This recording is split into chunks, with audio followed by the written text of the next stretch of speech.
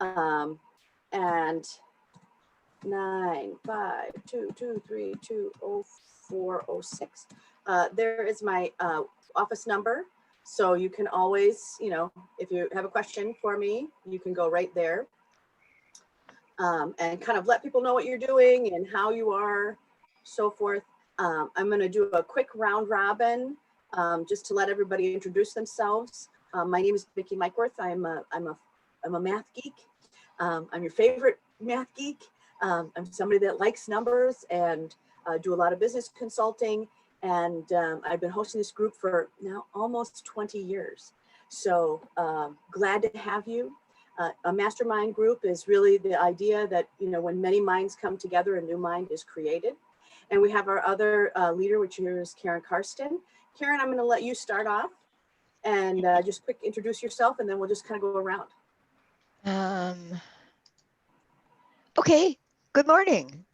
I'm Karen Karsten. I'm the executive director of Rich Chicks, and we are the group that kind of puts this group together. Mickey leads it. She's been leading it for, 100 years. Right now, it's kind of, things are in flux. My clients are really trying to figure out what to do next. And at this time of the year, usually I'm putting together the vision board class, but we can't do that. So I'm figuring out how to do it digitally. I've got that about half done, and I hope to have that ready the end of the month, because you all need a new vision. It's my favorite class. Well, good. Okay, I'm going to just kind of go round and round. Brian, we haven't seen you in a while. How are you? I'm good. Yeah, big twists and turns for 2020 because of everything, but with an amazing set of coaches and partners, things are looking pretty fantastic for 2021. Good, good. Okay, I'm going to go to you, April. Welcome. Hi, I'm April Monica, and I am just launching, I just got certified to be a sex, love, and relationship coach. So I am looking for my first clients, and that I'm brand new. Good. Well, welcome. You'll love this group. Thank you. They're pretty fun people. Jamian, give us your update. Hi, I'm Jamian. 2021 has been good. 2020 went out with a bang, and I'm just plugging away at getting this second venue open. Right. Lots to do. Broke ground in Memphis too. Cleared out 3 acres last weekend. Oh my gosh. Is that on your family's land? Mm-hmm. Oh, that had to be really great. Yeah, we haven't seen it probably in 15 years. Most of the acreage out there since my granddaddy has passed away, and it's like trees and vegetation and stuff, but I got lots of wood. Wood, right? Yeah, wood and stuff. So it's like good. Really cool. Good for you. Sandy, give us your update. Hey, I'm Sandy Cleland. I'm a residential real estate agent with RE/MAX Results, and had a good year. I mean, and the year starting 2021 starting off really good. So you had your best year. I had my best year. Yeah. Very happy. Yeah. So just keeping working and, going to add some more things to what I've done and have a good life. Good. Kathy, I'm going to talk to you. You're sitting down. And I'm unmuted. My name is Kathy Korgard. I run everything. I am Everything Beautiful. I do selection design for homeowners and contractors to ease the burden of making selections on your own. 2020 was tumultuous. It was, some parts were so high. Watching my business grow has been amazing. It's not where I wanted to be. You were worried. I'm still worried. I'm still looking at should I get a second job? But watching it grow and making big strides to where I was the year before, I paid off $20,000 of debt, business debt. So I'm feeling really, really happy about that. Yeah, we will do a group clap for that. Yeah. that leaves me with nothing left, but it leaves me in a really great jumping off point for 2021. So I'm Right. hopeful. And if the housing market continues, then I'll have business, right, Sandy? Right. We love that. Tina, give us your intro. Hi, I'm Tina Krebs. I'm a real estate agent as well with eXp Realty and the DeRoche Realty Group. I've been in business for about 4 years, and yeah, the housing industry is just, it's phenomenal. I have had my best year in 2020, didn't even skip a beat. And starting off 2021 pretty good too. So yeah, I think anybody that's related to the housing industry is going to do well in business, because I don't see it going anywhere. And I love this atmosphere, this learning way of sharing things and sharing successes. So thanks for inviting me, Mickey. I really appreciate it. We are glad to have you here. Thank you. Janet Mills, give us your update. I'm a graphic designer for print, and I've been plugging away and fired up for 2021. Good. All right. Trish, I've been waiting. How are you? Hi. I feel like you should. Hey, sorry. What's that? I feel like you should sing your intro. We've missed you horribly. Let's see. Good morning. Good morning. Hi, you guys and gals. I'm Trish. I had trouble getting on. Sorry, my network connection is kind of unstable here. I am a singer and an entertainer and a mental health advocate. I guess the question was, how was 2020? It was actually largely unaffected by it because, well, I wasn't working that much anyway. I had kind of taken a sabbatical, mental health sabbatical. So it was a good year for my husband in the housing industry. And I've just been home and staying healthy, taking care of my mom, and working on a show with my keyboard player and collaborator that combines music, entertainment, inspiring conversation storytelling with music. And we're actually going to have kind of a pre-entry concert on social media on Martin Luther King Day that evening. So I'll keep you informed on that.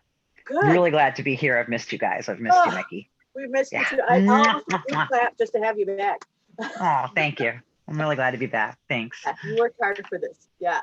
Janine, another face we haven't seen in so long. How are you? Hi, I'm so happy I can be here. Wednesdays, my husband has offs, and since I've been home with my son this year, most of the year, I had to schedule like on location shoots on Wednesday morning, so it conflicted with this all the time. So I'm so glad that I can be here. Right, but we don't ever mind you making money. Me either. It's been a hard year. I've been a wedding photographer for 15 years, and as everybody probably knows, weddings weren't much of anything this year in Minnesota. I have a studio which allowed me to transition into portraits, which has been a fun and exciting challenge, and really rewarding. And I know I wouldn't have made this jump as quickly as I would have. Thanks to COVID, I got to jump in with 2 feet right away. Yeah, and here you are. And it's been really a great year for you. Yes, yeah. Personal growing, lots of things. Yeah. Yeah. So, well, I'm going to dive into our content. So I'm going to share my screen with you guys. Again, Danny I'm not ignoring her, but she's got to go into an appointment. She kind of texted in, but her big news is that she got a website up. So I'm excited to have her share that with us. That'll be a little bit fantastic. So our topic today is about building a superfan bed. PowerPoint, yes, okay. Building a superfan fan base. Now, when you guys are looking at fan bases, I want you to think about it as super fans. We're going to talk about fan funnels, but I want you to think about super fan. Those are people that are kind of a little bit crazy for you. And we've used them a lot. For those of you who have followed the growth with the ice cream company, right? That's how we built her with no budget and no outside advertisement. So a super fan base is going to be very helpful for you. You guys have that superpower of the chat box. Now I can't see the chat box when I'm sharing my screen. So, but as soon as I'm out of that, you can just keep typing in and I'll address them all. Or you can unmute and ask a question. But the first one that I have for you is I'm going to pre-warn you, those of you who love to write, that there's 11 questions in here. So you will have some writing to kind of take home. So think about that. And this is not the first count on that, which is, where do your fans esoterically live? Here's the great part that I will tell you is that last night I recorded the audio of this. So if you're panicked that you didn't get it, we will have Karen's video, but we also have the, that fast audio. And I like those audios. Those are on that secret spot that I've sent other classes in. So it's not open to the vast public. It's really just open to you guys. But again, when you think about an esoteric, where do your fans esoterically live?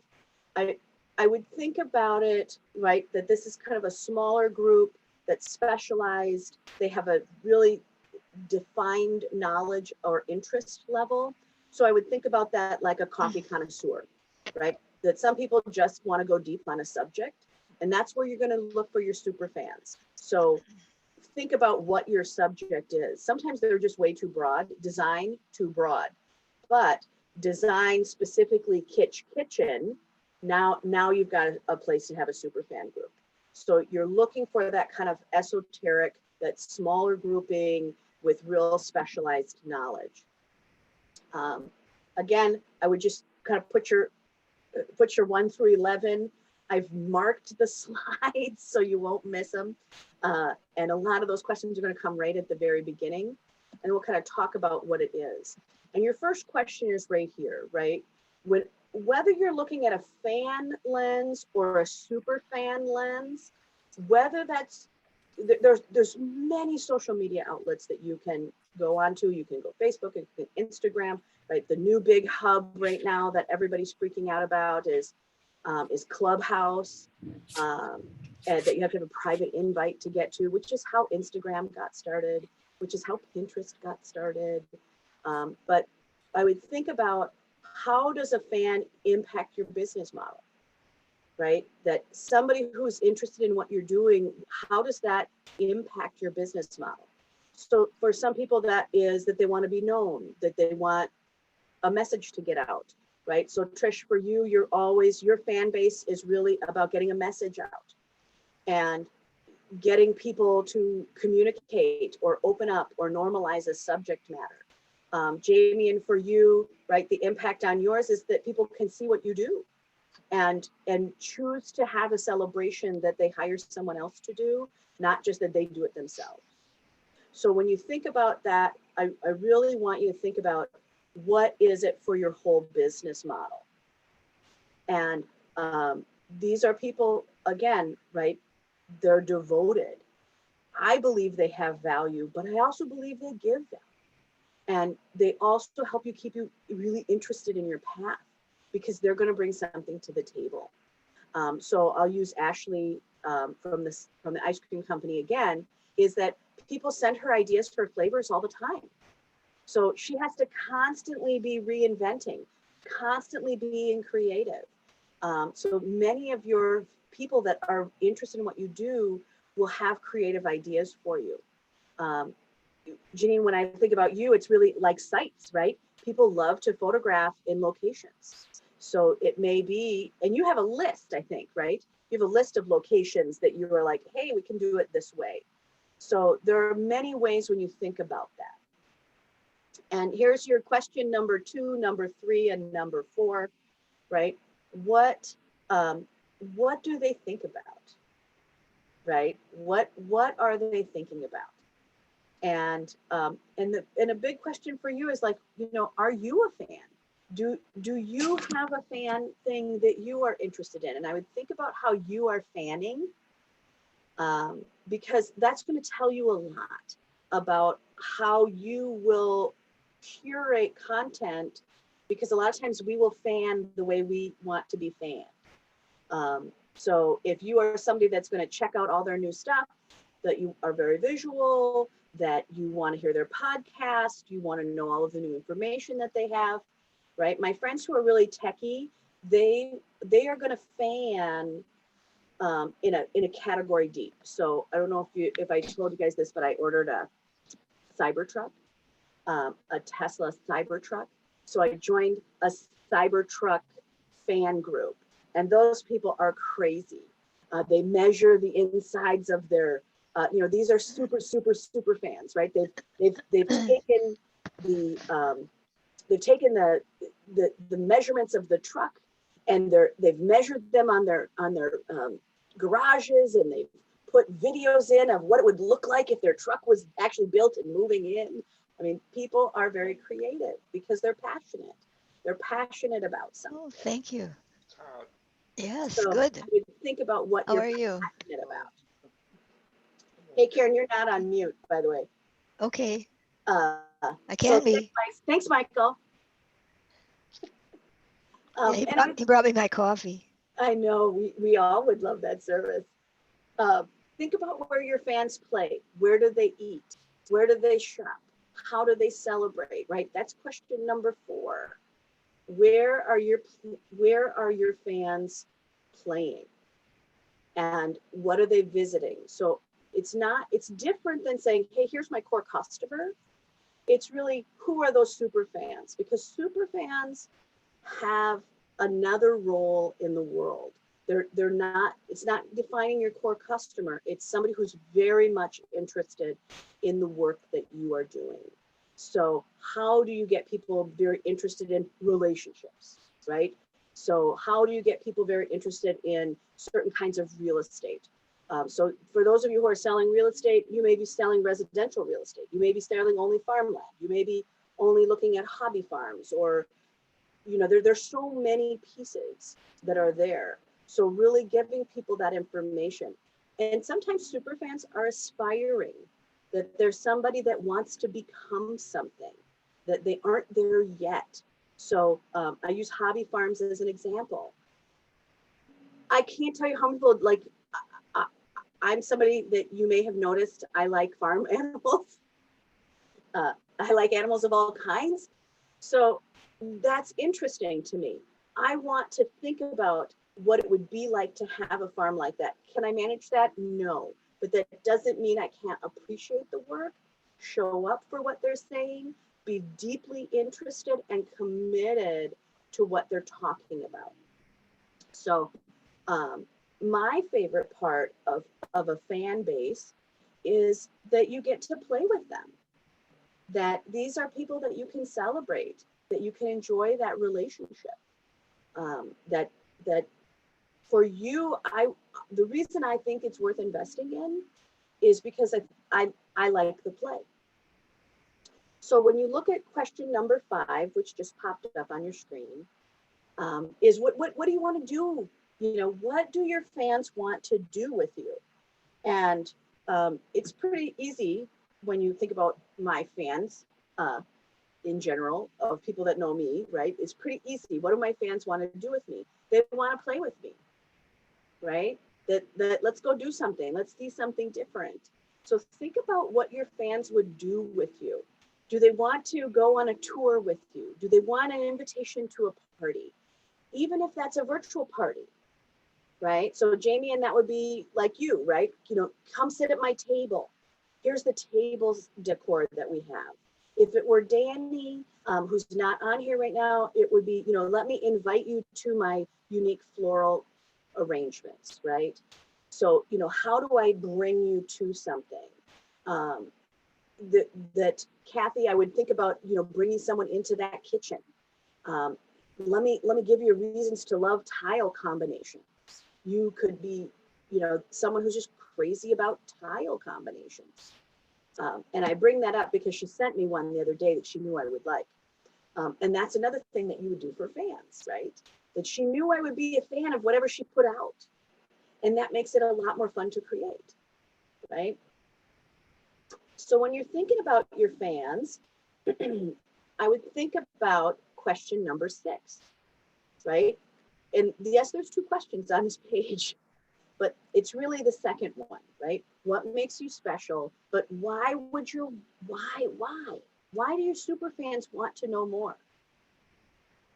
Right? And that's kind of the question you're going to be asking yourself. Why do they want to know more? Why would somebody want to know more about tile? Right? Kitchen tile, bathroom tile, outdoor tile, you know, tile to put the dog on, heated tile. There's a million ways you can talk about tile. And it's such a mundane sounding subject, but somebody that can make it interesting is going to be very compelling. But they also have another thing that magically happens, which is that those people get something attached to that you as the creator will receive more in the world towards your business if you have a fan base, that you will get more.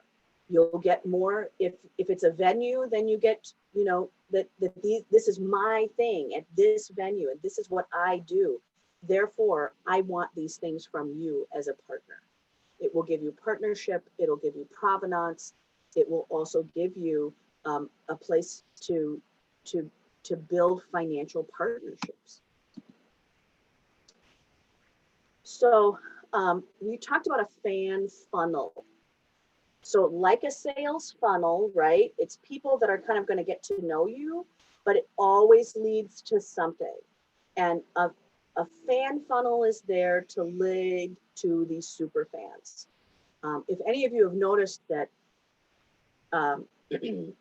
that Facebook has often now randomly decided who your super fans are, and they started giving them badges. So the people that are clicking on your content, you don't even have to find out who they are. If you're on Facebook, they're going to automatically flag them for you. And if they're flagging your super fans, then I would really start to look up who they are, because that's going to give you a lot of information. And then I would also think about, right, you know, what are the invitations? How do super fans interact? And then what's the shared experience of fans and super fans? So a fan is really just, you know, they're just looking at it, but a super fan is interacting. They want to be there. I can be a fan of an iPhone by just buying one, but I'm a super fan when I get into all the nerdy content and I talk to other people about it, and that we share things about iPhones, right? Of, oh, do you know this app? Can you do this? Can you do that? Right? We're talking about it. We're interacting. We want a closer relationship. A fan is just somebody like, yeah, I'm only going to buy that kind of phone. So that's what we're there to do, is to bring a fan into a super fan. And the first thing that everybody hits me with when I bring this up is, oh my gosh, this is so time consuming. I still don't have my marketing plan. And I would think about it not like I would think of it like a stopwatch, not a time clock.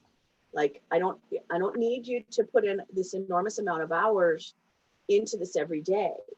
30 minutes is a lot of time on any media platform. And, you know, I think, Janine, you've done a lot of media work for your own stuff. I think you can also attest to that 30 minutes is a lot of time when you have a plan. Mickey, someone's trying to, Christina Peck, she's trying to get in. She said she's been waiting. Oh, good. Okay. Okay, let's see if we see her. Karen, can you get her in? It's not coming up on mine. Thank you for that. My goal all along is to make sure, once we have all the information, to make sure that you have access to the information for DCRM. But Christina, you're not on mute. Okay. And then I have to go out into another round. Oh, she's there. She goes. Okay. So again, you're going to look at fans as an implementation process. But again, you're looking to kind of build a bigger plan. So I can come back to this later in the year, and we can talk about it privately as well. But again, you're going to have to come up with a plan of through those 11 questions that we have, right? through those 11 questions, you're going to start to kind of ferret out all of the information that you need. And you're going to kind of ferret it out to go, okay, I have a clear picture of who and why and what. Now I just need to kind of set it up. So, and that's kind of the next part that we're going to work on, is really, how do you set it up? You know, what does the plan look like for building and engaging with superfans? And so again, you're just looking to have things drop. It's not hours of being in something, but it is really figuring out what that's going to look like. So your first goal for 2021 would be to decide if you want a superfan, to curate the content that you would give to those superfans, and then to really kind of start picking out who they were and some of the next slides. So not everybody needs a superfan. But like this picture, what I like about superfans is social media allows you to send all of them a note at once, right? Think about that. The people that are standing out there waiting in line, it allows you to know that all of them are there for you and what you create. And that's a really big deal. And so the reason I'm willing to kind of remind people to do the work is because it's actually incredibly time saving. Because if you want to be busy for a season, so Jamie, and I'll use you again as an example because you do parties, right? Whether this would have been Jamie or Ashley or Dawn, right? That these are things that are activities that people are doing, right? If you wanted to do one set kind of activity that you can kind of start making money on more, you can just send it out to your super fan base to go, hey, I'm going to book 12 Christmas holiday parties. The first 12 that get it will get the photographer as well. And we'll come in and photograph the event. Here's what it is. They still have to pay for the event, but they get first of something, right? So when you kind of take the exhale, I want you to think about pace setting. And that is really the cadence at which you're doing something. For any of you who have come onto a summer theme, right? That I'm going to do a summer theme every year. It's a cadence. I'm only going to do it once a year. That it's during the summer, we all can look forward to it. Okay, that's the pace. But once that pace is set, you have to decide, right? What's the conversation? What are you hoping to get? And that's not just for your customers.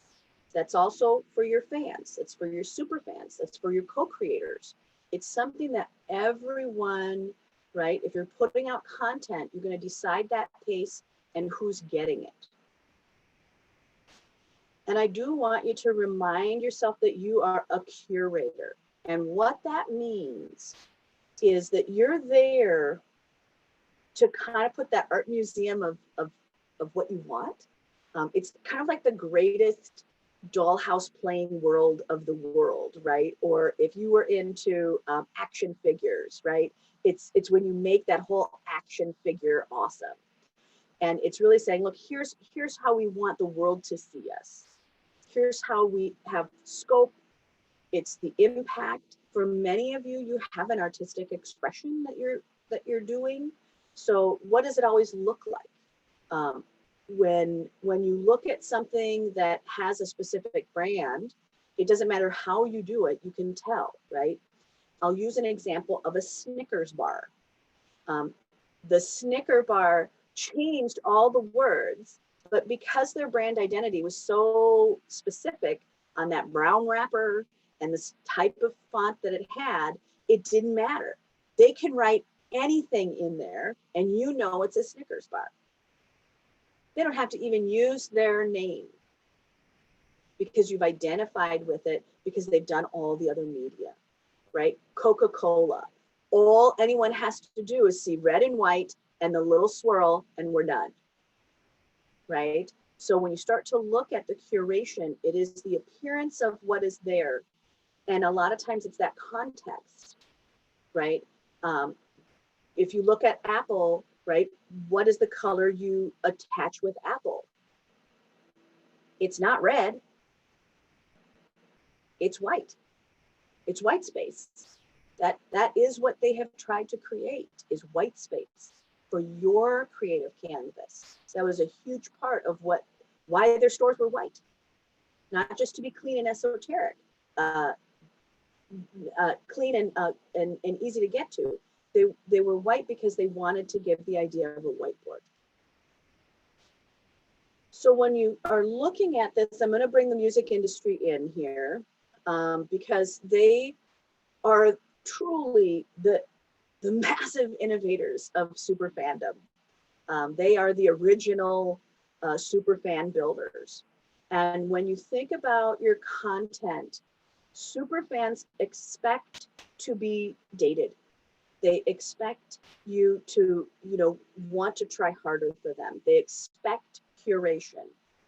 This isn't just like, hey, this is what I did today. This is someone you're having a deeper, more committed relationship with. Super fans will sell your arenas out. Super fans will get you to the charts.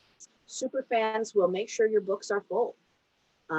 For me, my personal pieces, that's why I'm booked a year in advance.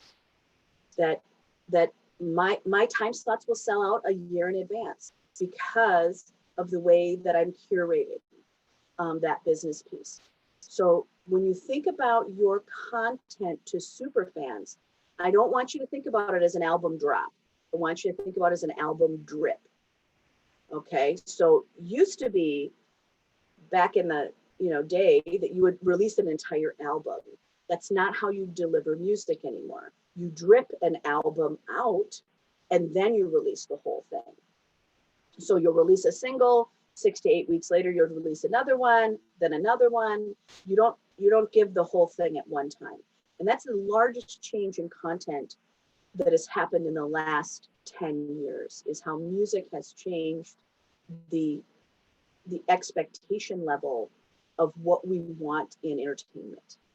So think about that kind of in your curation. When you're building your super fan marketing plan, think about it in 6 to 8 weeks.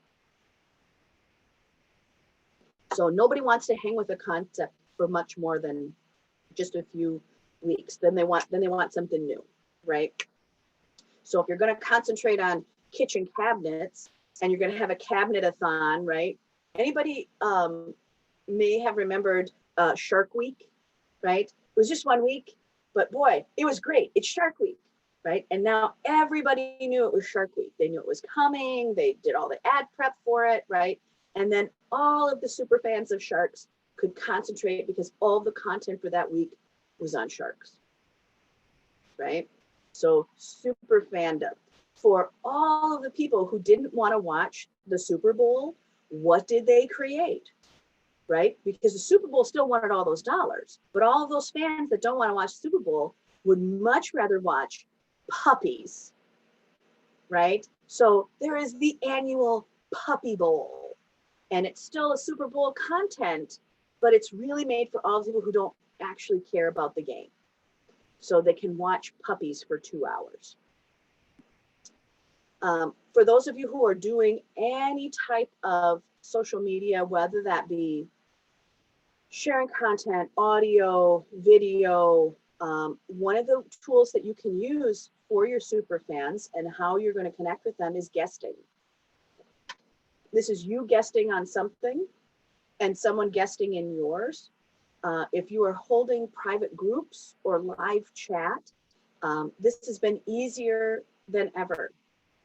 I'll use Ty Goodwin as an example. Ty does, she's been in marketing for a lot of years. And so the way that she uses guesting is that she'll do a live chat, but she wants that chat to be, lively. So she will have all of her regular moderators come in and start talking so that when anybody comes into that private group, it's going quickly.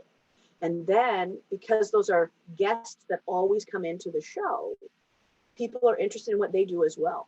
So they may know you not because you are that thing, they may end up knowing you because one of your guests was of their interest as well.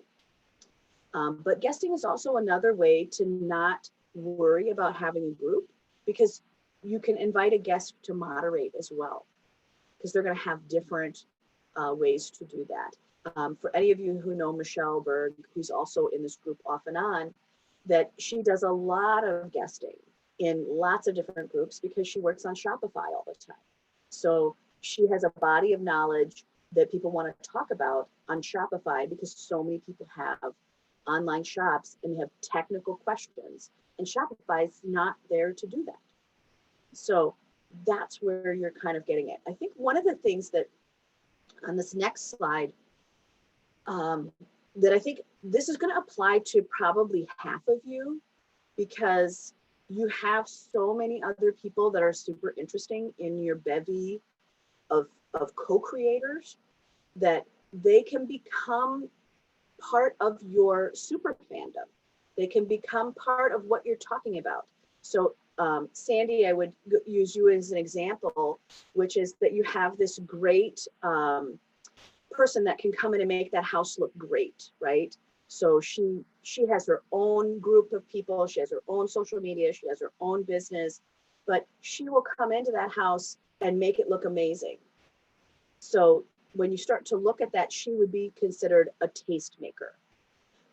So someone who is already appreciating the work that you do, that they create something like or about that, and then they can also come into your fan nation here. That they will also like that person's content or conversation so much that they're going to come back to you and being your super fan because of these tastemakers. It's different than guesting. A tastemaker is someone who really has more to offer. They have more content to give, or they have something that's very specific. So I'll give you an example. If we were talking about this as, okay, I'm gonna really go, Coffee Connoisseurs is my group, right? Okay, it's Coffee Connoisseurs. Who would be a tastemaker I would get to is I would find a roaster that's crazy and delicious, right? Or I would find a coffee shop that's my favorite in this area. Or, you know, these are people that already have built things that are like what you have, but they appear regularly. So that may be a lighting company, that may be a variety of things. I would think about who your tastemakers would be. Another place to explore is adjacent grouping. So if you go back to the music content, right, what is very interesting is there's this crossover. Oddly, people who like jazz, if they like jazz music and they like that kind of thing, interestingly enough, frequently like ska, which is a whole different thing. You wouldn't have noticed that unless you were someone who could understand what that connotation was, right? And ska is also just a very unique, SKA is not what you think of when you think of jazz. And in jazz, there's all these different kinds of jazz. So look at your adjacent groupings. So if you're a photographer, what would that adjacent grouping be? If you're doing photography, let's say that you were a naturalist photographer, your adjacent grouping may be people who like the state parks. Your adjacent grouping may be somebody who just likes nature. Your adjacent grouping can be someone who also likes just hiking. So if you're an outdoor photographer, you know, who's interested in outdoors? There's adjacent groupings. Now, some of you already do these firework events.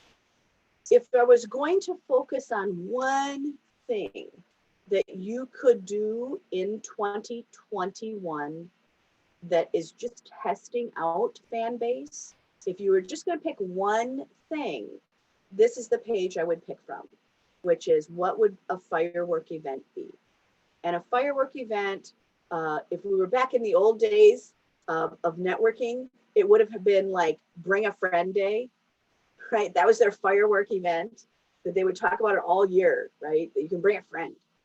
But it's kind of that thing that's a little more exciting. It's special. People can kind of look forward to it. It's kind of what, when you think about what that single is going to be, it's the off of an album. It's the single that you think is going to go to #1. So think about what that would be in your business. It may be that you're going to showcase all of the new stuff for this year, or, you know, what are you building? It's could be a special event. It can be a unique offer. If any of you have heard of a company called Lush, L-U-S-H, they do bath and body. Their firework event, oddly enough, is the day after Christmas.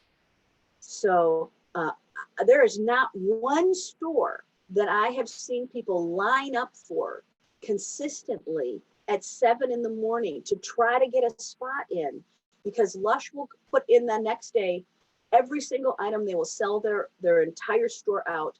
They send it out to their super fans. We will let all of you in before we open the store.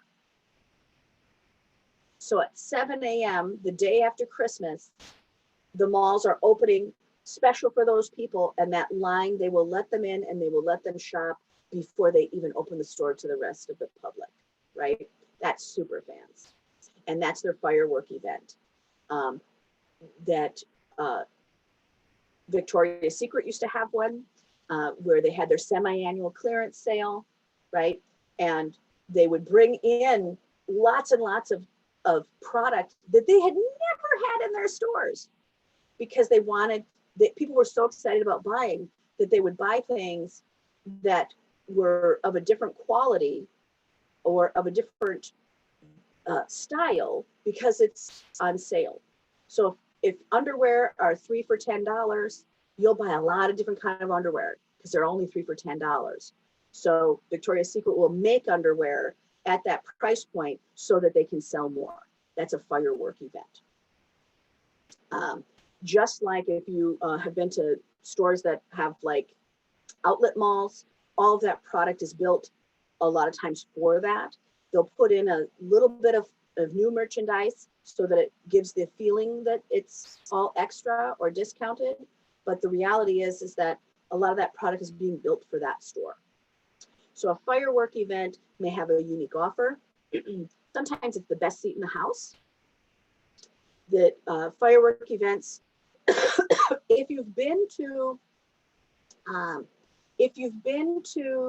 what's the word I'm looking for? A concert, not in 2020, but prior to that, they have a firework event before every single band is having a firework event before they perform, right? You can buy, instead of buying an $80 ticket, you can buy an $800 ticket that will get you into the front row. That'll get you 5 seconds to meet the band. That'll get you some hors d'oeuvres. That'll get you free parking. So again, those are super fans. So you don't have to sell an $80 ticket. You can sell an $800 ticket. And that's pretty fantastic. So think about what your firework event would be. So again, the picture that I came up with here is, you can just raise your hand. Anybody remember this theme, right? Anybody remember this theme, right? This one, right? These are, this was from My Beast Within, right? So that was a firework event, right? We're gonna have it for the summer.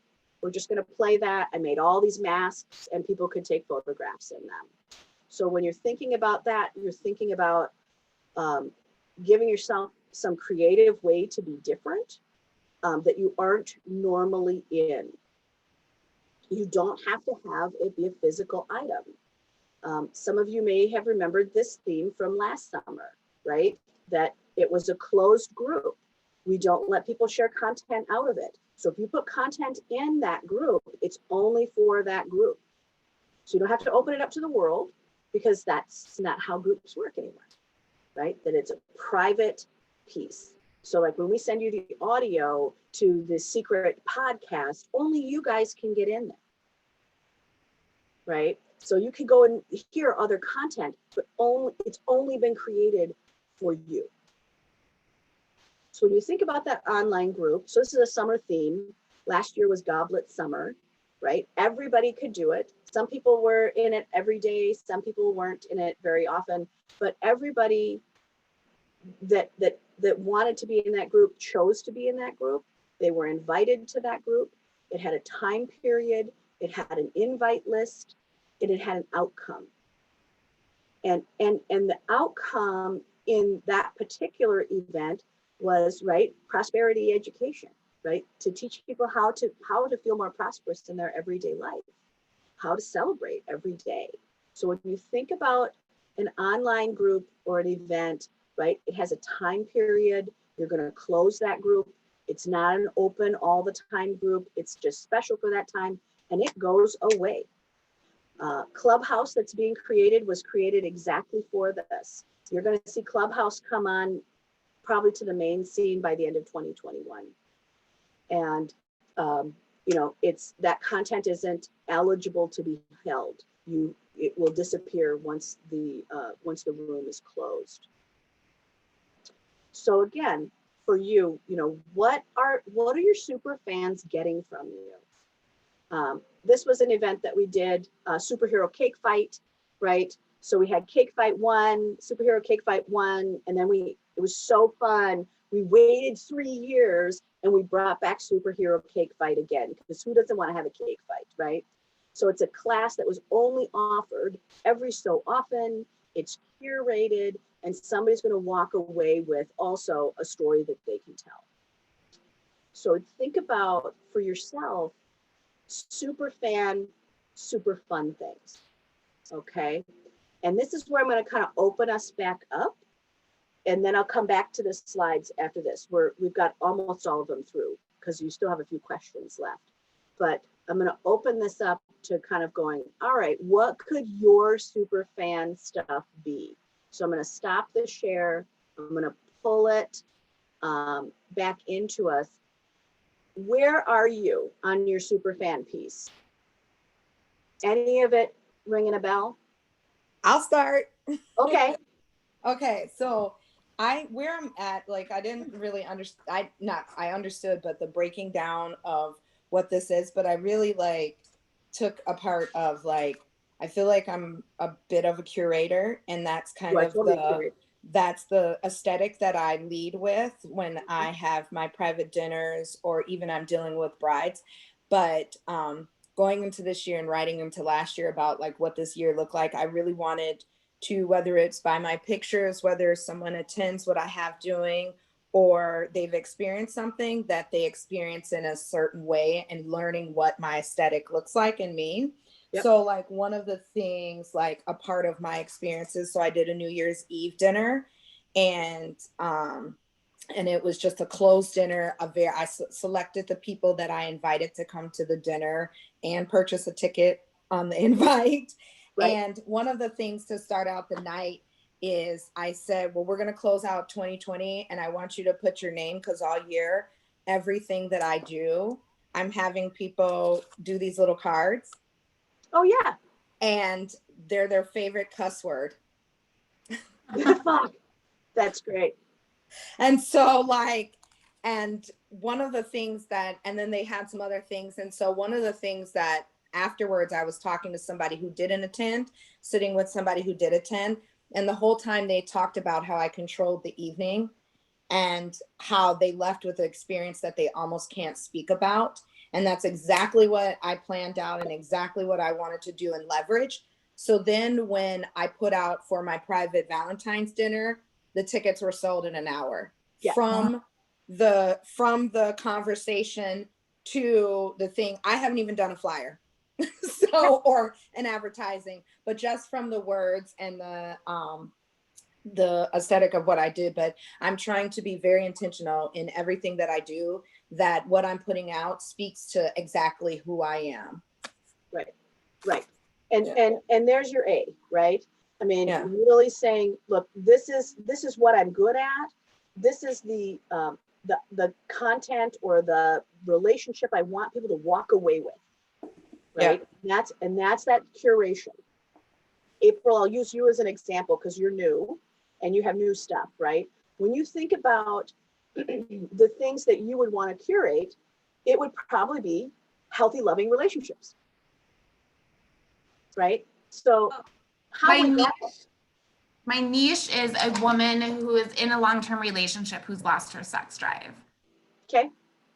So when you start to look at that, right, what can you create it for those fans, right? And that's where I'll let people kind of respond. But when you are looking at that grouping, what would you want for them?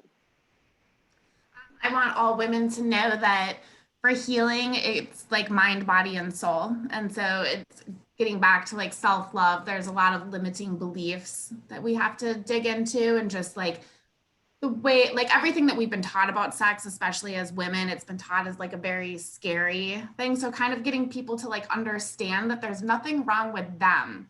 There's something wrong with our culture, and that everyone can heal and have amazing sex. Right, right. So again, that super fan piece, they may want more time with you. They may want to hear more about that. They may want to hear more specifics, right? Mm-hmm. And you have a unique piece because you have a set of laws that are around you. Yeah, I can't really say much on Instagram. Right. So you have a specific set of laws that are around you.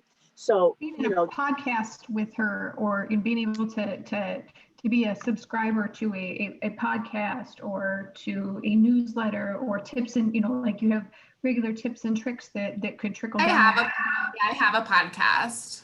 Oh yeah, well you should put that in the chat piece. So okay. People can do that. Because then they can listen to it. They can give you feedback, right? That's the fun of this group, is that you can get more information. Janine, you've done some events as well, and you do a lot of events with other photographers. How has that helped you? I really have enjoyed putting together a community within my industry. As anybody who works for themselves knows, it can be kind of isolating. So I remedied that pre-COVID to doing small business workshops at my studio. And I also really love learning about business, and I brought in different people to present, and then would host. That's guesting, right? Guesting right there. Yes, guesting, yep. These were all in person. I didn't transition anything into virtual, but there's definitely a lot of opportunities around that as well. I just stepped back from doing that over the last year. I was in a lot of different directions, and over the year before actually, in how I was doing things. So I took an opportunity just to step back from that, but I'm re-exploring it. And it also cultivated a lot of work for myself in my business, because in the way, like if other people were booked for wedding dates, they saw me as somebody that was capable and front of mind because I host these workshops with people. Right. So you could have other co-creators, right? So Yeah. you have partnerships that can send you business. You build a lot by having that kind of fan base, right? Right. Yeah. And do you think that by hosting those groups that people looked at your work more? Oh, absolutely. Yeah. Just out of credibility for hosting the events. Right. Right. And also, this is a personal question, so you don't have to answer it if you don't want to, but did it give you the opportunity to feel more creative? Oh, absolutely. I think just the fact that I could compartmentalize my weeks a little bit with connecting with people, learning things, and then implementing, made me step back of the circle that you can get into by continuously doing the day-to-day stuff in your business. Right, right. Trish, I'm going to go to you because you have done a lot of work about building a conversation this year. Yeah. How has that paid off for you? Well, I, as you've been talking about super fans, I mean, I was starting to just click them off in my mind, which I didn't even think about, but I certainly do have a pretty core set. And then I'm finding that they are sharing my content, they're sharing my posts, they're sharing my videos. And the messaging, of course, has been mental health. And inconsistent though I have been with it sometimes because I've been not well, because it's authentic. I'm very authentic. I'm very real. I don't get on and do whiny, pissy, complainy. I get on and talk about results, action, hope, and inspiration. So I try to keep it always up, even though will sometimes say, hey, I've just kind of came out of a recently darker place. Here's what I learned from it. Here's where I'm going with it. So I just try to keep it very, very real. And I think that helps. A lot of my super fans are people that knew me way, way back in high school that I wasn't even friends with, but because I was an entertainer and a big, well-known in the school, they knew me and have followed me ever since. And they're still with me now. And those people have become some of my super fans who message me privately all the time, and tell me how much my sharing has meant to them. And then of course the music piece adds in because most people are music fans. So it's turning into a really good combination, and it's opening my eyes to a lot of possibilities of where I can take it, especially once the pandemic ends. Right. So, building the online piece is meant for me, going to be toward hopefully the public speaking and entertaining circuit once we're back to that one day. So do you think in a very niche spot? The same question I had for Janine, has it made you more creative? Absolutely. Absolutely. Yeah. And more spontaneous, I think.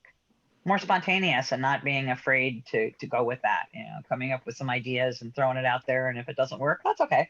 Not being afraid to take some risks, not being afraid to make mistakes and fail and look like a goober. It's okay. It's all right.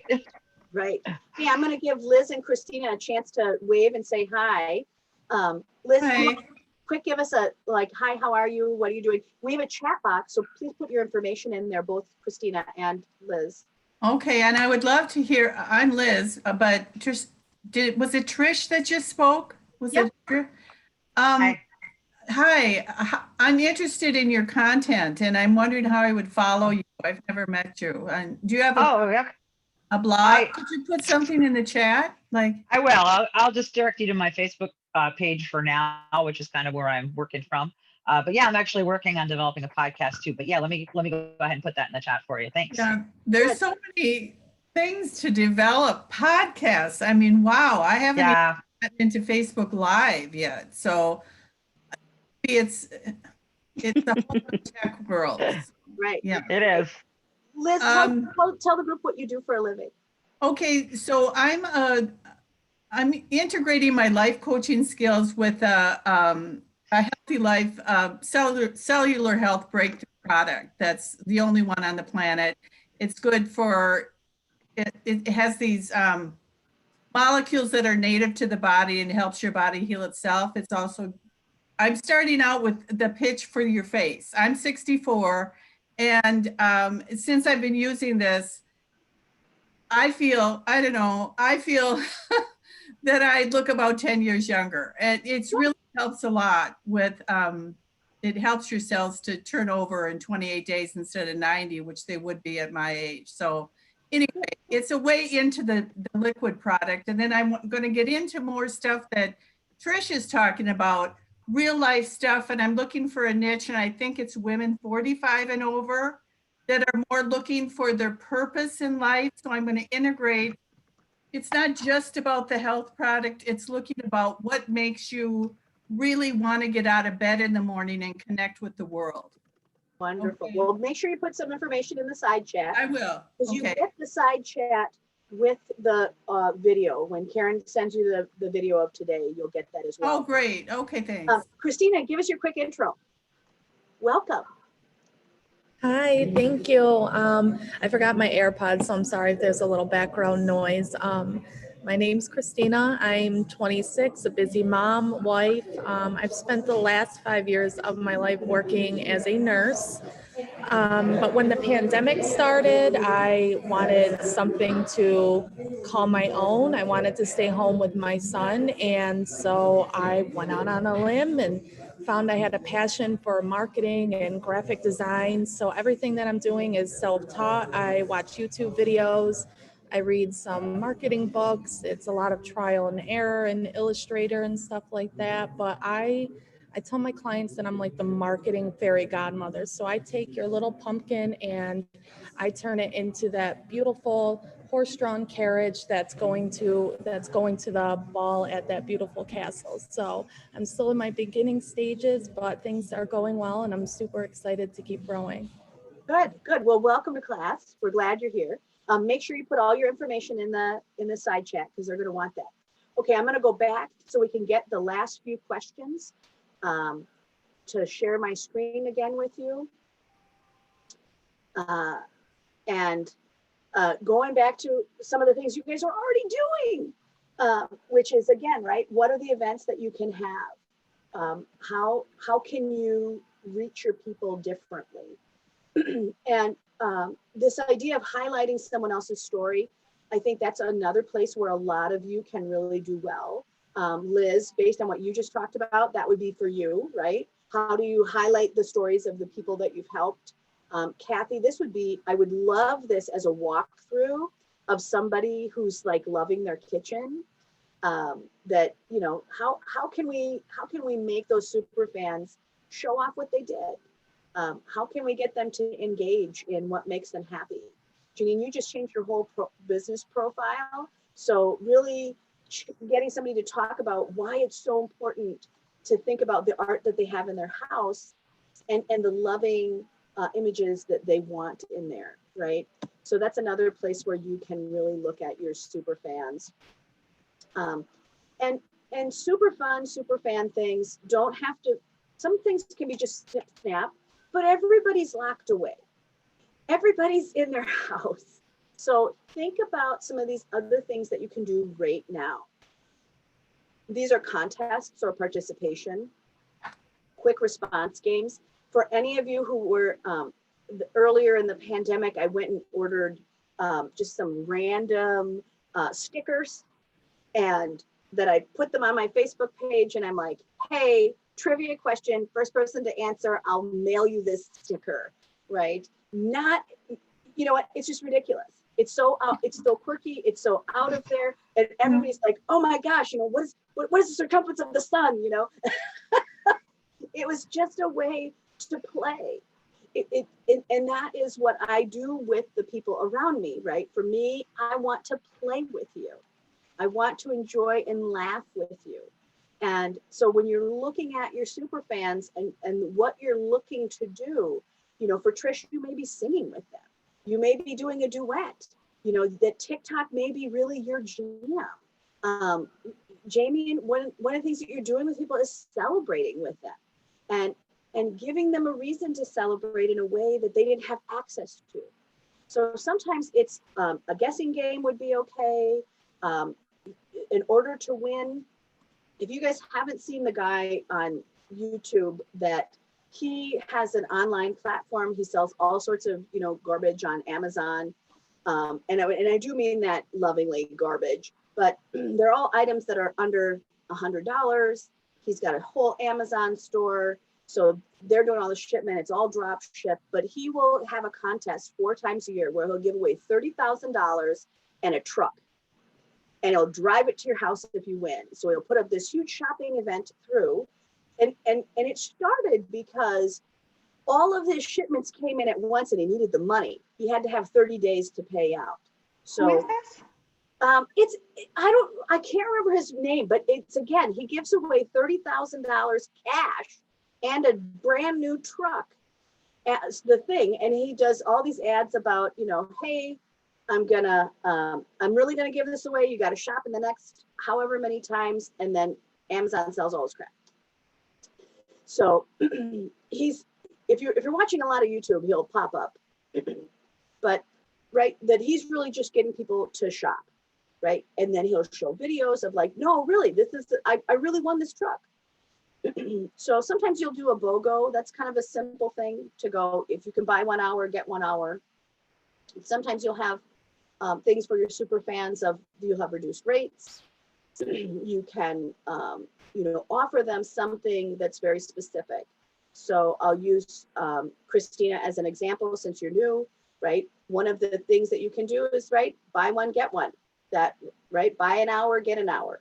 Or buy an Instagram feed. I'll also format your Facebook feed, right? Because they're different dimensions. You may do a buy one, get one. Hey, I'll format it for you in 2 different things. If you would have done it normally, now it's a BOGO, right? You can give people the opportunity to give input on something. Love them or hate them, the Kardashians have mastered superfan. And one of the things that they will do is they will drop a product idea out there, and they'll decide before they even make the product if there's enough interest in that product to even build it. So they can do their R&D in 10 minutes. They don't have to have a subgroup or anything like that. And I think a lot of your people are going to really enjoy giving input. One of the things that is very interesting that I actually learned from my son's business, when this is your question number 7, for those of you who wrote down the 1 through 11, this is question 7, is when do they play with you, right? That your group has a time zone. What is interesting is that my son has a business where he sells insects, like bugs. And what we noticed was when we dropped content, none of those people are answering it or viewing it during the day. When we had to drop content, we had to drop it after 9 p.m. And if we were going to drop content, that group is chattering like mad from 9 p.m. to 2 a.m. because that's when that's going to fly. So knowing when are your fans online? Not everybody's up at a live chat at 7 a.m. The people that are walking with me at 5 in the morning is a very small group for a walking club, but they're willing to get up at the dark at 5 a.m. They're all crazy right now because we can't get into the mall, but you know, that think about when you are doing that. Question number 8 and 9, right? Can they share the experience? And I would think about what they're allowed to talk about and what they're not allowed to talk about. Sometimes that's setting up ground rules. Sometimes that's keeping a closed group. So like when I do a summer theme, it's always a closed group. They aren't eligible to share the content outside of that group because I don't want them to, because it's only meant for people that have signed on to be part of that club. So if you're in that summer fan group, only the people in there will get to be able to interact with you. And they only can come in unless they have an invitation. But because people have an interesting conversation, you're going to think about why and how they are going to share it verbally with the people around them, right? How do they share that experience? So they get to create in that group and they get to be with that group, but how are they going to share it outside, right? How are they going to talk about it? And that's also where your curation is, right? How are they talking about this little weird group that they had for the summer, or this crazy little Tesla group, right?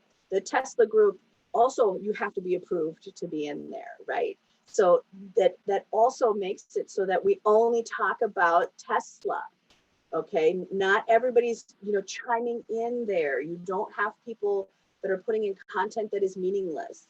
You can really, it's better to have 10 super fans that you can co-create with than it is to have 10,000 followers. You'll get more out of the 10.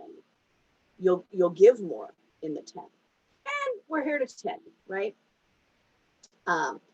Again, right, what are the benefits your fans get, right? What are the benefits that they can say that they're receiving from being that super fan? That may be that they are more inspired. They like their kitchen. They are feeling like they have more pictures of their family. What do they get? You know, what is it that they love? They love watching the houses you sell. They love learning about the neighborhoods. They love knowing that other people in their neighborhood bought a house from you. They love the floral displays that you're doing. What do they get? And then again, what do you get from having super fans? And that's a really big question, right? What do you want? And what are you going to receive? So that's your question 11. What's going to be important for you? When we look at that for many of you, and Trish, you can attest to this already, many of you are going to build super fans who are going to be your real life connections.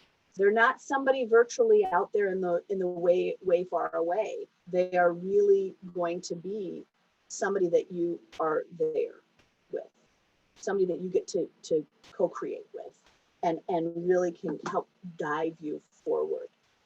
So that's where I'm going to stop sharing and kind of pull us back to group.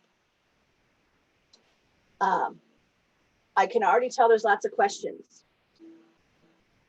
How many of you thought about a fan before you got onto this class? Yeah, a couple of you. Good, good.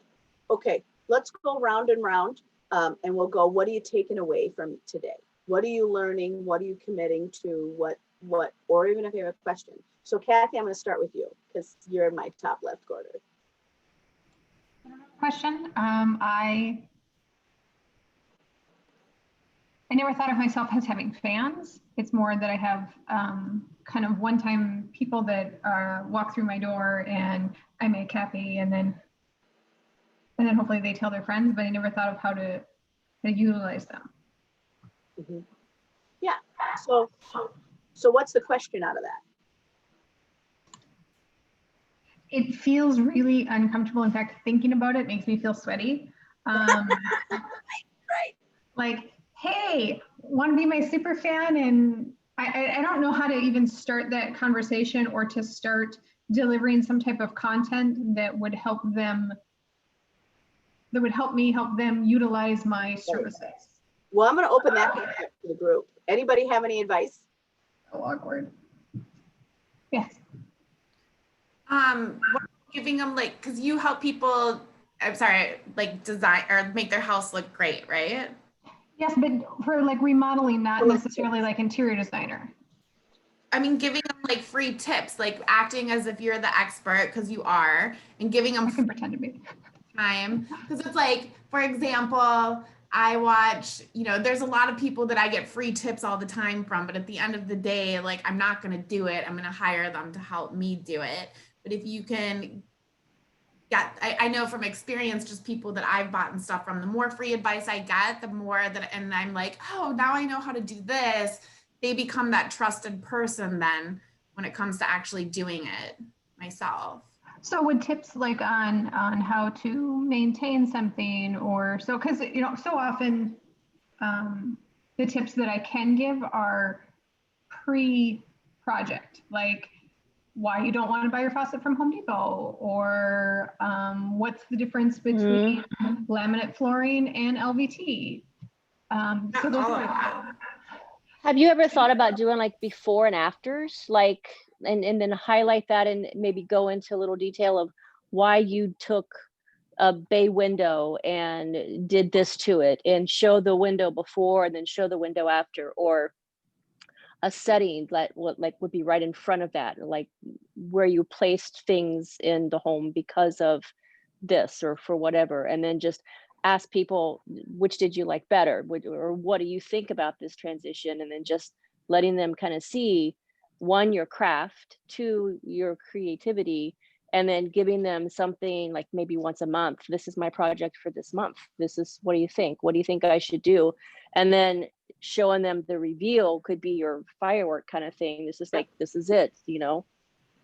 Have you ever thought about doing anything like that? no, I hadn't. Jeannie, you got that?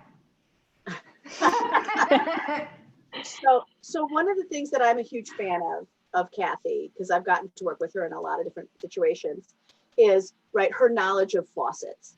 I know that faucets may sound super mundane to many of you, but a shitty faucet will piss you off every day, right? Every time you touch it, it will piss you off when it doesn't work. But having a great faucet in a kitchen makes you feel rich. You know, that you're like, I love this faucet. I'm just going to have some water, you know? I mean, it's something so spectacularly normal that makes you feel great, right?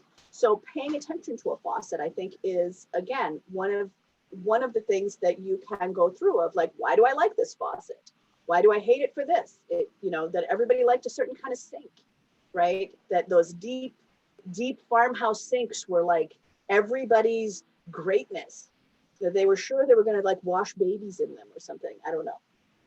But, right, that they had some pros and cons. Janet, what do you got? Kathy, I'm a fan. And the thing that I want to know from you is the secret stuff, you know, your knowledge on to help someone purchase. So we can all go to Home Depot and make stupid decisions, but you are a liaison between us having a happy life by making the right decision. And I agree with the faucets. We saved up for years for one once.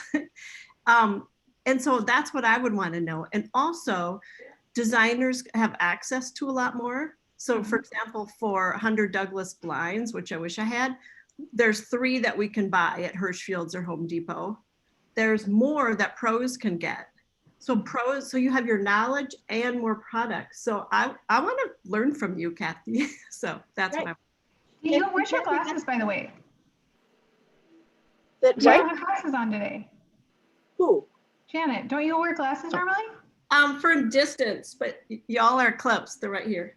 Oh, I feel like I'm used to seeing you in glasses, so I thought maybe something happened. We're closer. Right, you're closer. You know, and I think that's also a conversation that you can have with people about your relationship with Wayfair, that you have a different buying opportunity, that you'll always get the lowest price because of who you are and how much product you purchase. So even if they see it on Wayfair, your buying opportunity is different than theirs. So that almost pays for your hour on just a few items. It does. And we like you. Oh, you're so sweet. Thank you, guys. This is really very helpful. Right. Now I'm going to have to scribble down all those notes. April, what are you taking away with you today? Or do you have a question? Either one. I guess this is like a really good reminder to me to just really like narrow it down and talk like about specific things, because I know that I've had where I'm kind of like trying to get everyone in and just like narrow it down to like that super fan. I know that's what I need to do. I like what you said too, just about like playing for them and like just it gets my brain spinning. Like, what can I offer? Like my specific niche, I guess. I'm having a hard time right now, just like knowing how to get the word out, because I get censored on Instagram and Facebook a lot. Yeah. And then it's also kind of a topic. Like most women don't want to go to their friends and be like, my sex life sucks, like, and this is who I'm working with. You should too. I mean, there are people who will. So I'm just kind of like brainstorming how it is. And that's where a private person for you. And that's a private group. What's a private group? That's where a private group will really help you. Is you close the content down. It's not available to everybody. It is invite only, and you can keep them nice and tidy. I moderate for a group that is very large, but it is mothers of addicts. So so when we look at all of the things that are in there, I don't need it to show up on my feed. There's 2 different versions. There's an open one, but then there's a private one, and that private one is just for mothers of addicts, and they can ask other parents questions. These are really personal items. We've done an enormous amount of work on the back end to go, hey, look in this section, here's a workbook, here's all of the places you can send them to treatment, here's all of this other stuff. So you can create that community truly. And she was just an average person. She was just a mom who had an addict. And I think there's 23,000 people in there. And you know, when you see somebody who's like literally like, I got a baggie full of this. What is this? What is this? 100 people are going to put an answer in there for you. So it's also a place where people can kind of unite. And Trish, that would also work for you as a real private group, Sandy, what are you taking away? Thanks, April. So I'm just trying to think of who my super fans are, how to identify them and how to reach out to them. So I do know who some of them are. And one thing that they like is I like to involve them in other things that aren't real estate. And it makes them more like my friend. They're not just my client. And so like I have families, like I'm their family realtor, and they would like to participate in any activities that I do. So some of the things I do, but I don't just do it for my super fans. I do it like for my client base. I'll have giveaways. Like for Thanksgiving, I had a pie giveaway. Ooh. And, sometimes like last year for Mother's Day, I bought a bunch of little Mary Kay lip gloss and stuff. And I ran around and I gave it to some of the, like 20 of the moms that are past clients or future clients, or they're just like the relative of the client. But anyway, personal things like that. And even the Project Elf, some of those people that came there, like my super fans, and then I also found out like who's reading my newsletter, because I advertise that in my newsletter. Yeah, it's reading your newsletter. All right. So so what I thought I could do is go and look at my newsletter and see who's actually opening the newsletter and find out really, that would really help me to identify some people. And then some things I've done in the past are just client events and like a lot of educational seminars. I haven't done any recently, but a lot of education on different topics. I had a smart home team with 8 different home related people in it, like inspector and the window treatment person and the mortgage banker. And we'd all take turns talking about stuff. And I'd have about 12 people that would show up to every single event. They just like to do stuff like that. Right. And then I'd have maybe another 12 that only came on topics that interested them. And then another thing I did, I have had 2 electric car events.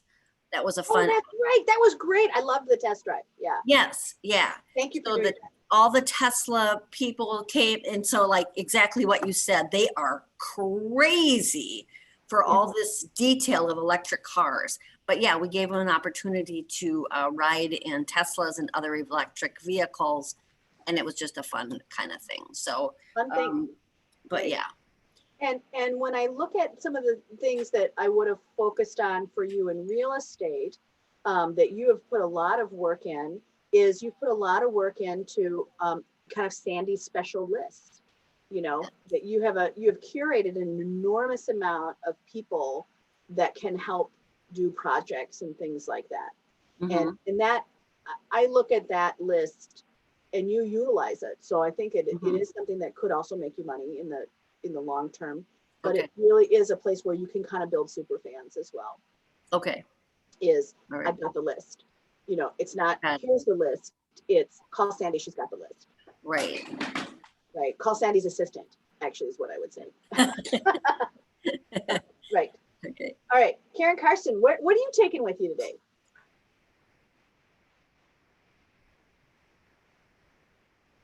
Oh, there. Okay. Well, I'm taking away a lot. I never thought about fans. I have people that I interact with in several different groups. I have people who are artists, people who are writers, other coaches, but I never really thought about them as fans. But I suppose they are. They're always around, and I hadn't thought about doing special events. So I'm going to think about that. And I think that everybody has gotten a lot more creative because you can't do what you used to do. So I think thinking there's no choice but to think outside the box because the box is closed. So I think that's good. I do a lot of work on creativity because everyone has a lot of creativity, even though they don't give themselves credit for it. And so I think that's good. I like you as a raging fan. I'm a fan. Brian Kelly, what are you walking away with today? You've got a couple different platforms to build on. So definitely I'm taking away, I mean, I'm feeling resonated with what everybody else is saying. I'm taking away, but more specifically, I'm taking away the mental idea that I need to purposefully create consistent content. I create content. I always create content, but I need to create some consistent content. So more of a rhythm in some of the content that I'm doing, so that when I do attract super fans, I can provide them an opportunity to engage. The other thing I'm going to do, I got to start getting better at that hustle hook. You know, I got to start drawing in the resources through different opportunities. I've tried some stuff. I did, you know, but I need to develop more of a price point for the super fans. Boom. What do we do? What kind of package do we put out? And how do we get them on board? So all those things I'm taking away. Right. And Brian, just so that the people who didn't know what you do, right, we're talking about the Lego designer and builders. And the young builders and designers. Yeah. Yep. And then are you also talking about the toy business that you have too, or no?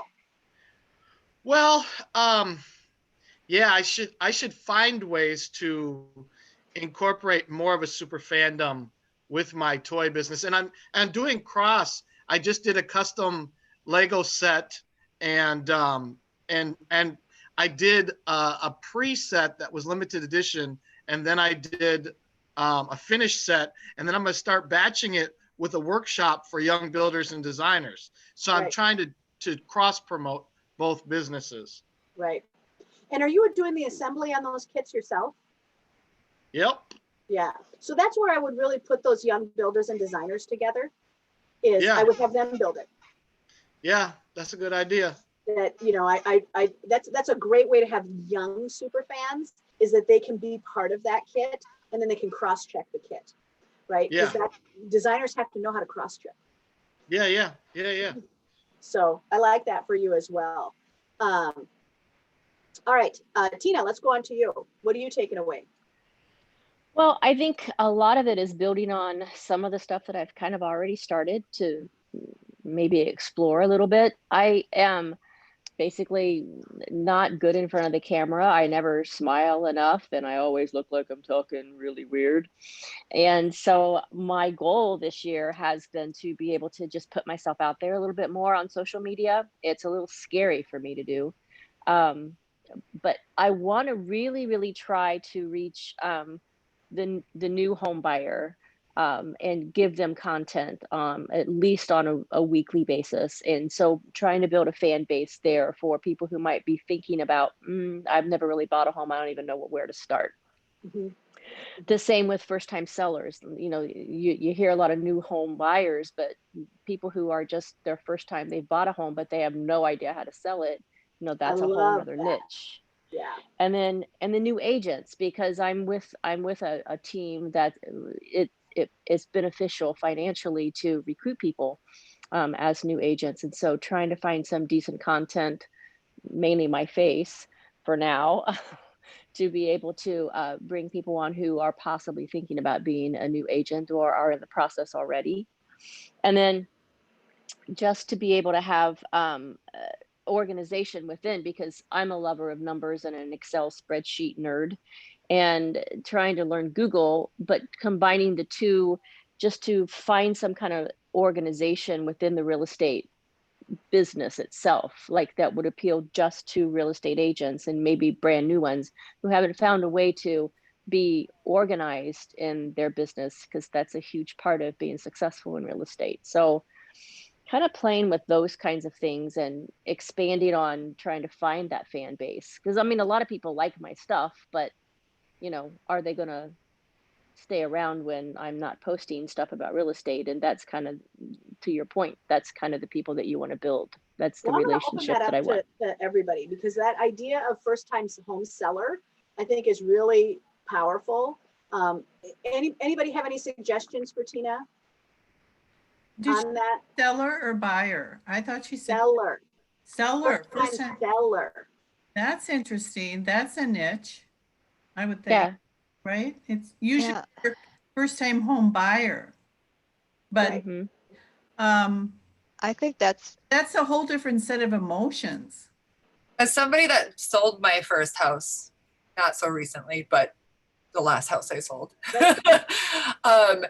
it is something that I wouldn't have done unless there was some reason to do it. Like, I feel as though there's pain points that happen that make you grow out of your home.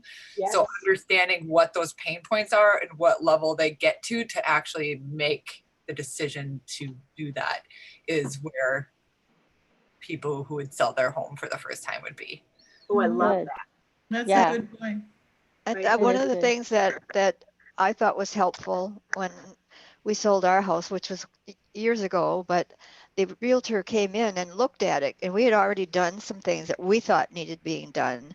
And then she came in and looked at it. She says, "You don't have to do another thing. Did We can I sell just this tomorrow." get muted here? Yeah. That makes But sense. that was $8,000 later that we had called her.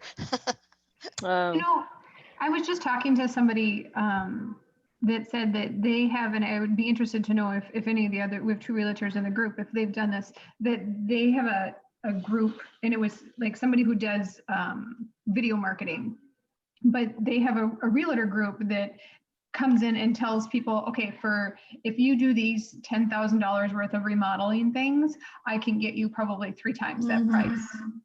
Yeah. And so investing something somewhat small, I mean, and I know that, $8,000 or $10,000, $15,000 isn't small, but if it meant that you could double or triple your return on that, I don't know very many people that had the means that would say, nah, that's okay. I don't really need an extra $15,000 or $20,000 or 30 or 40 or whatever the case may be.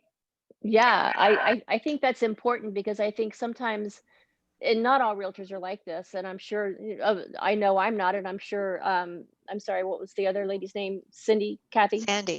Sandy, sorry, I was Sandy. so close. I'm sure that that's not the way you operate either. When we go in to list a home, we do that. We have a whole list of vendors that can come in and do staging consults, or, if they're going to live there, or, what do you really need to do? Because a lot of times sellers are going to put money into things that is not going to gain them more. They're going to come in and they're going to put all new carpet in, which may or may not be the best thing to do if they have like 25-year-old appliances. Maybe that money is better spent in putting in new appliances and Right, finishing up some appliances, other paint, things. Stuff Yeah. that's really obvious. Yeah. Do And a lot. you work with a remodeler like you and Kathy could hook up? Right. Yeah. Well, you we I mean, do, but okay. yes, I'm open to more. I'm open to different things, because sometimes people are not sure. Like, honestly, there's a lady that I'm going to go do a listing appointment with next week. They're trying to decide, do they want to remodel or do they want to buy a new house? And, what's the benefit going to be for them to do? So yeah, having someone who can come and take a look at and see, what they could do to make their home that they currently live in better, as opposed to selling, that would be a good niche to have. Yeah, I would be happy to help with that, Tina. Or Okay, even when you yeah. have people that are looking to sell and they're like, so we're supposed to paint a light paint color. And I can help your clients pick out colors that that sell well, or that work really well with what they have to make the space look cozy or bright or welcoming, or all those things that that you want buyers to walk in and go, oh. Right, exactly. You could also do, because I was thinking, excuse me, I'm just going to throw real quick, 30 seconds. one more in and then I'm going to move us on. Okay, Tina. Yes. With Kathy, if Kathy did a free, I was thinking for Kathy, a thing like, send me a picture of this corner of your house or this part of your house. I'll give you one major tip, on how to remodel this or how to brush it up, depending on, and then Tina, when you're sending to Kathy, have them send a corner. Kathy gives a feedback and they get a feel for Kathy. They get a feel for what Kathy could do for their house instead of, I know remodeler, but here's what she can do for you. Here's one idea. How does that feel? I don't know. To actually have Throw it out there. Sure. Okay. I like that. That's great. I like it. Social media. Okay, Christina, I'm going to go to you. What are you taking away from today? or if you have a question. Christina, we're on you. Oh, she's thinking about it. She's trying to get in. No, are you seeing it? There you go. There we go. Sorry. So I have my mind's like racing a million miles a minute because I have so many ideas going after listening to this. I never really thought of super fans. And I get so focused on helping my clients build up their brands and, you know, creating content for them that I kind of forget to take my own advice and put that work into my own business. So I guess I have to help myself figure out who my super fans are and how I can cater to them a little more, whether it be I create a private group, which I think somebody else was talking about, and put like my own tips in the private groups and like exclusive deals in the private group. So I'm really excited to take everything that I got out of this and try and put some things in motion. Yeah. I'm going to open that up to the group again because they all love marketing, all the things that you have. Anybody have any I mean, she's just starting out. You know, we have both April and Christina and Danielle who are all just, you know, starting out in their businesses. Any feedback for Christina? Graphic design. Maybe posting something out that would highlight what you can do, but highlight what you can do for somebody else. Like, I'm not sure how to put that into words. Like, you could say, look at this video, and I'm just generally speaking, look at this video or look at this content.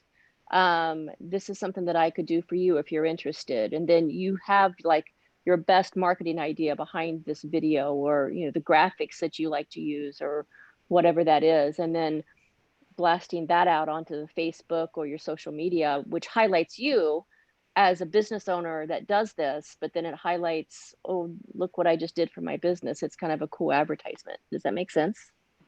Yeah, it makes sense. Janet, I feel like you're going to have some content here for us on how do you showcase graphic work, since you are a graphic person. I was actually listening for the ideas. Yeah. Can I to Christina, because like I invited Christina here, and Christina is young, and I think that like in watching some of her stuff, I don't think that she capitalizes on the youth that she is.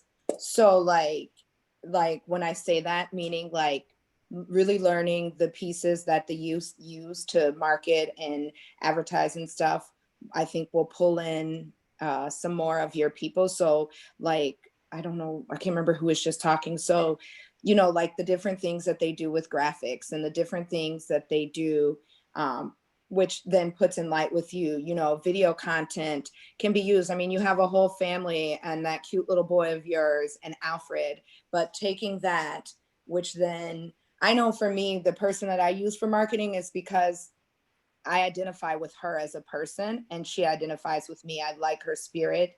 And I watch her silly videos as well as her business videos. So I feel real personal with her. I'm a fan of her, then That's makes right. me a fan of her work.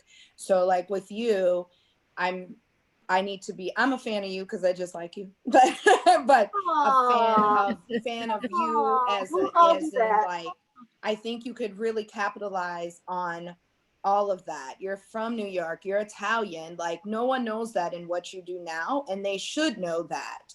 Like just those things I think can really propel you to something else, because she's actually pulling in the clients.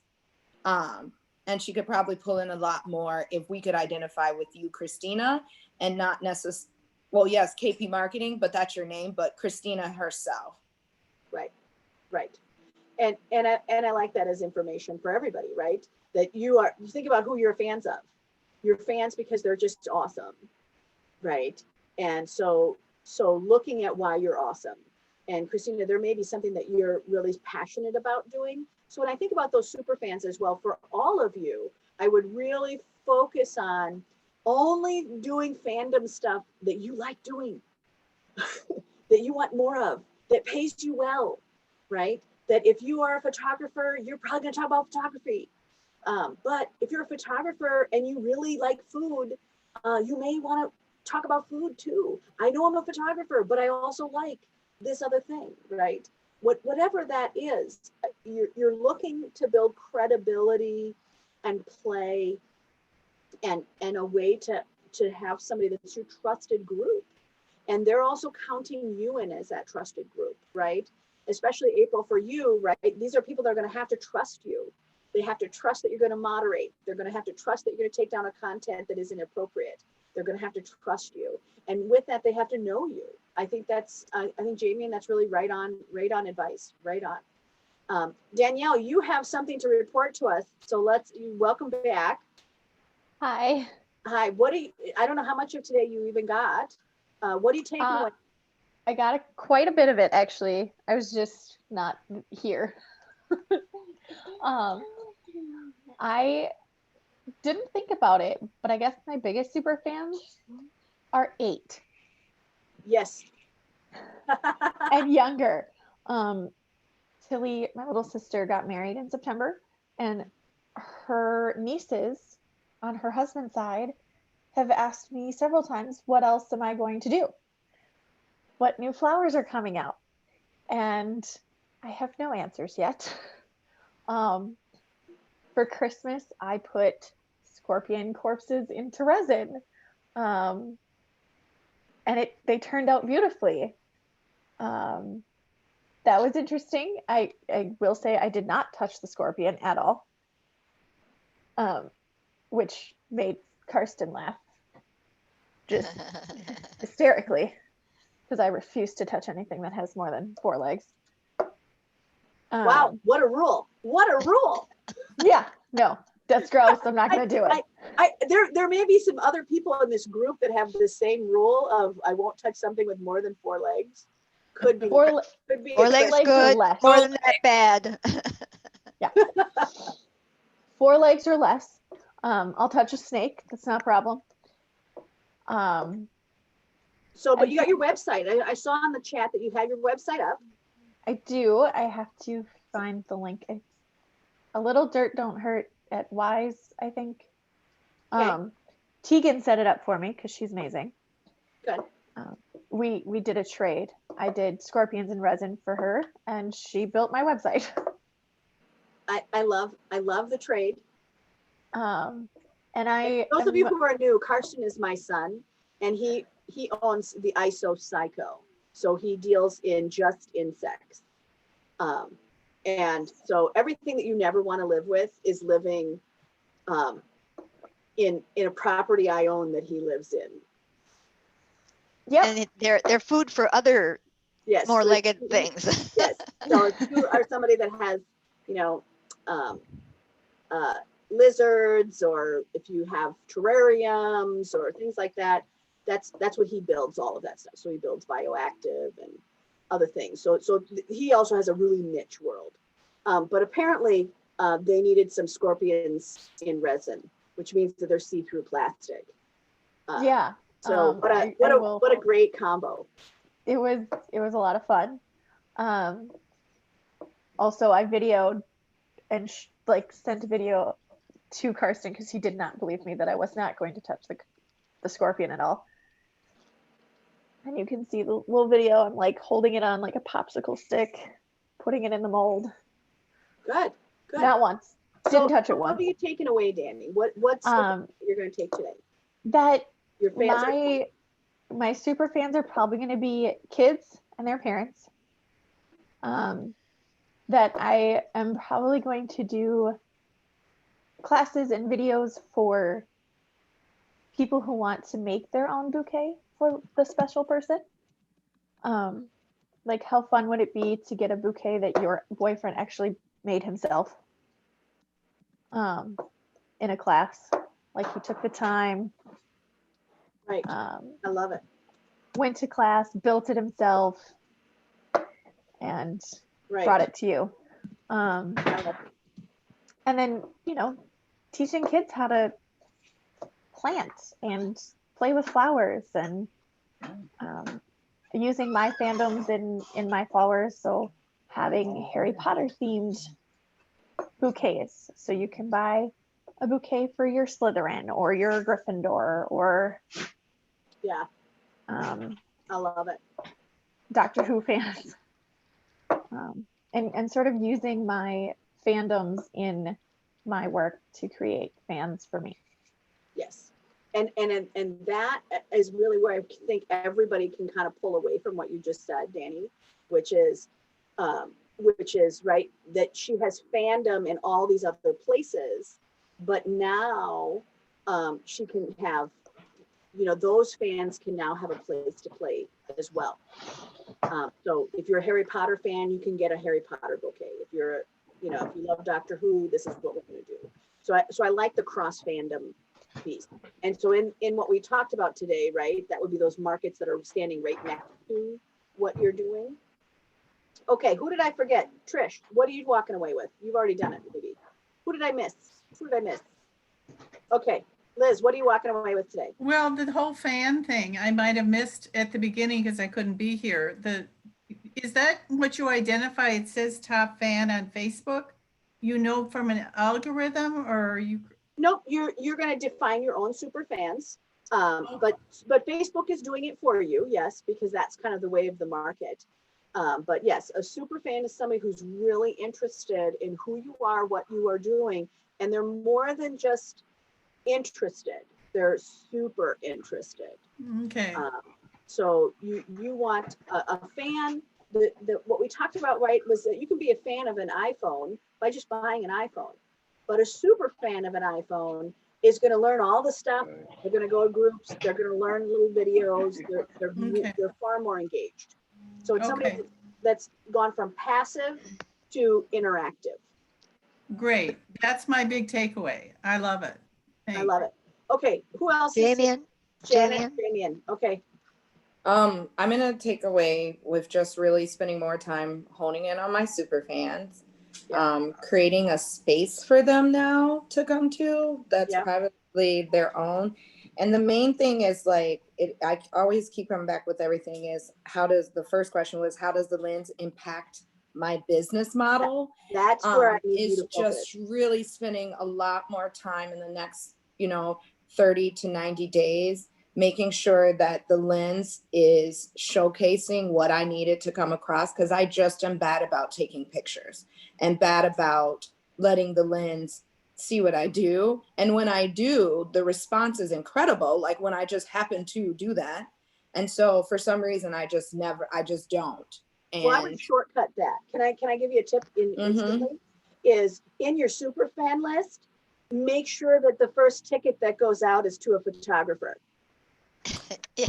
And it's crazy. I have one that I birthed. That's great. I have one that I birthed, and he was here over the holidays, and I did all this stuff over the holidays, and he's like a super photographer, and I never once said, hey, pull out this $3,000 camera I bought you. And never one time said that to him. So I just, that's for me, I feel like if more people seen the aesthetic, then I would be with whatever it is that I do. I just don't take the pictures. I don't. Well, and you don't have to, but you've got to find out how to get that need met, and just put the people in that bevy that you need that outcome from. Right. I was thinking about the postings that she did in the Goblet Summer and other things for you. Storytelling. Yep, and the storytelling, the photos that you took yourself are wonderful, but the stories were amazing. So I think you're a great storyteller, and the pictures the images that you gave us to feel with that story were very intuitive, I guess.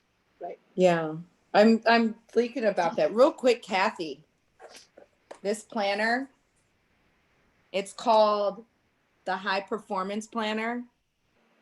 I do one every year. They're cheapest on Amazon. It's like $20 on Amazon. It's $30 at the bookstore. And they have different versions. I like the black one because you can fill in the dates. It's pretty intense. It's one of my favorites. Yeah. Yeah. It's pretty intense. And then I was gonna say Type it in so we can all know. Yep, I will. And then I was gonna say to Danny, right now, these boxes that people are selling, Smack Shack is like doing an incredible job of it, especially during the pandemic. So basically, they put out, you can buy one of their meal kits, and you buy the meal kit, you pick it up, they send it out, or you can go and pick it up, and it's a recipe. And then the head chef gets on a Zoom or no, Facebook Live. They don't even use Zoom, Facebook Live. And he teaches. It's a quick hour. They have a drink and a stuff. If you had a bouquet box, and I do flowers, I would buy those for me and my girlfriends to have a bouquet night over some wine or food. Absolutely. Or whether it's fake or real flowers or whatever it is, or a kid's party. I could see getting that for my nieces to do whatever not. Could probably be a killer. Smack Shack, when they put it out, they sell out. Like if you're not there when they put out their, and they drop, right? They drop, those tickets sell out, and they just do like the same 4 recipes the whole pandemic they've been doing for the thing. I've bought every one of their boxes without fail. And I cook. So when you said that, I wrote on here bouquet boxes. Oh, I love that. And it's perfect. Yeah, like playing dirt boxes, whatever it may be, you put it together. It's a simple kit for whether they're small or big, or they know how to plant or have never plant with the instructions. You get on a quick live that they can keep coming back to at any time would be an amazing thing. Yeah. Yeah, I'd love that for just the garden starting kits, because those big garden starting kits at Menards are $4. So you can pre-order, really, get them planting a garden, and that can start as early as March. Oh, I love that. Yeah, that's very good. Janet Mills, give us what are you taking away today? I like the show and tell aspect to feed the fans. So I can, for everybody here, I can like see what I'd want to see. So like for Kathy and the realtors, it would be like, here's someone who's going to sell their house. Here's the room. Which colors, Kathy, would you recommend? And then like the swatches and like kind of cross with different people. And then you get to see it. So then you can learn what happens by seeing it on their website. And so for myself, what I did last time, I take words like Christina does and make them into articles with photos, and people are astounded. But I realized the accountant had no idea. So I sent her samples with the bill of before and after, of what happened, what I did, and then she got it.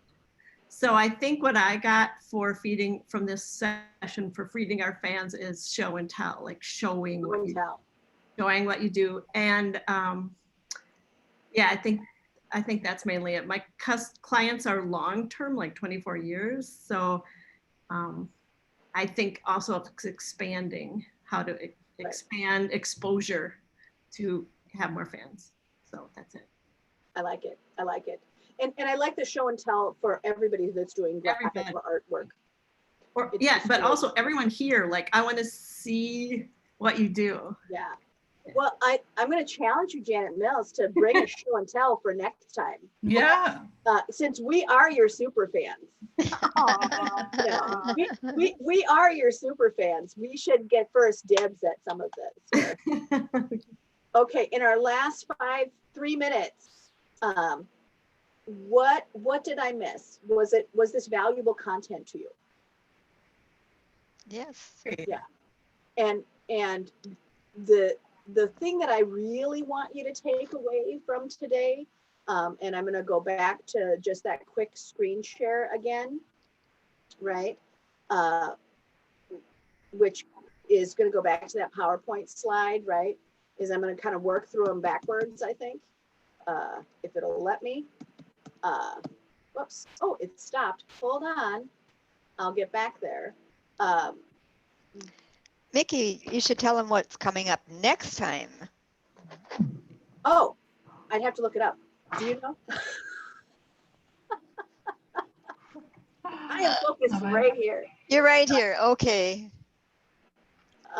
Yes, if you know what it is, please tell me.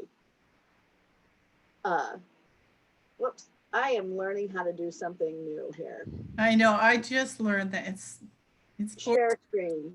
Well, no, I touched the thing. So here we are. Oh. Right? So again, right, think about super fun for super fans, right? You're gonna have to curate. You're gonna have to come up with a plan. So you gotta come up with the big before you can do the small. So I want you to remember that part. You've got the 11 questions, which is really the guide. So if we were doing this as an all-day class, those are the 11 questions you would have had to have answered throughout the day. And so now that you've kind of talked to people about what you're doing, it kind of helps you go, oh, okay, you know, what are the events that you're doing? What are you going to focus on a firework event? What are your fans going to take away? I think a lot of you would really benefit from a private group, and how that private group would be beneficial to you. We talked about firework events, but they can also be unique offers. They can also be, hey, before it becomes season, I love this, Kathy, for you for pre-season. I love a special event to show me what's new. Janet Mills, I love this for a chance for us to see the work that you do. We are all starved for coolness. Jamie and I would look at that adjacent grouping, right? Who's next to you? You have a lot of partners that you're dealing with. So adjacent grouping would work for Kathy. It would work for Liz. It would work for both of the realtors that are in here, Sandy and Tina. Tastemakers is a little bit further along.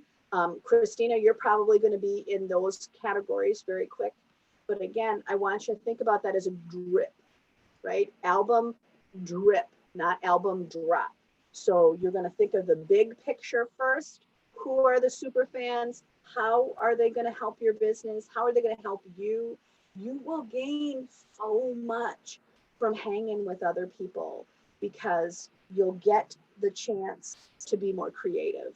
And that creative energy, right, is expansive energy. And expansive energy all of the time makes money. So, you know, think about your pace and what you're doing. Okay, I see that we have some pieces in here. So this is your chance to last type in. Do you have any more questions for me before we sign off? And I think Karen has our content for next month. The power of testimonials. Oh, I love that one. Yes. From your fans. Yes.